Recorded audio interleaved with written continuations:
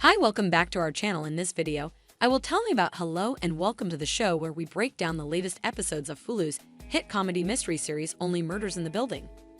I'm your host, and today we're going to talk about the shocking twist of Ben's death in Season 3, Episode 2, titled The Beat Goes On. If you haven't watched the episode yet, be warned that this video contains major spoilers, so proceed with caution. Only Murders in the Building is a show that follows three strangers who live in the same apartment building in New York and share a passion for true crime podcasts. They decide to start their own podcast when a mysterious death occurs in their building and they suspect foul play.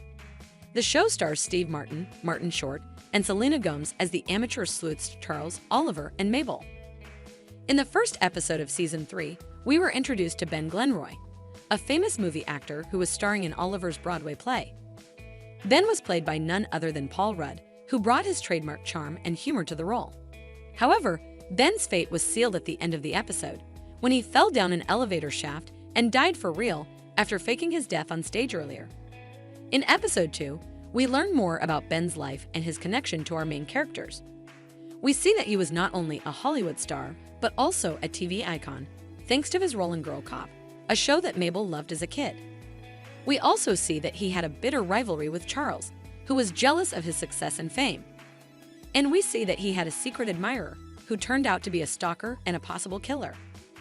The episode begins with Ben's funeral, where Charles, Oliver, and Mabel are relegated to a room called Overflow 3, where they can barely see the service on a tiny TV screen. Oliver tries to sneak into the main hall to talk to his producers and save his play, but he is stopped by security. Mabel meets Greg Rivera, who claims to be Ben's security guard and offers to share his files on the case with her.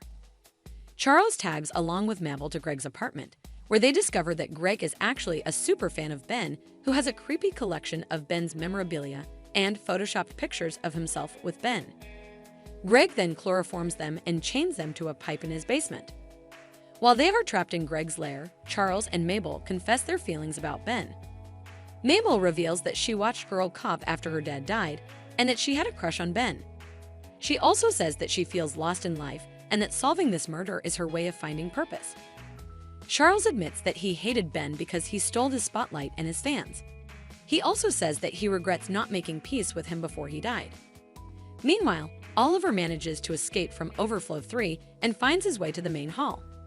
He sees his producers talking to Sting, yes, the real Sting, who is interested in investing in his play. Oliver tries to pitch his play to Sting, but he is interrupted by the arrival of Tim Kono's parents, who are also attending Ben's funeral. Tim Kono was the original victim of the murder mystery in Season 1, and his parents blame Oliver for exploiting their son's death for his podcast. They confront Oliver and accuse him of being insensitive and greedy. The episode ends with a cliffhanger, as we see Greg holding a knife over Charles and Mabel's throats. Will they survive? Who killed Ben? And what does Sting have to do with anything? These are some of the questions that we hope will be answered in the next episode of Only Murders in the Building. Thank you for watching this video. Thanks for watching. Please like, share, and give feedback.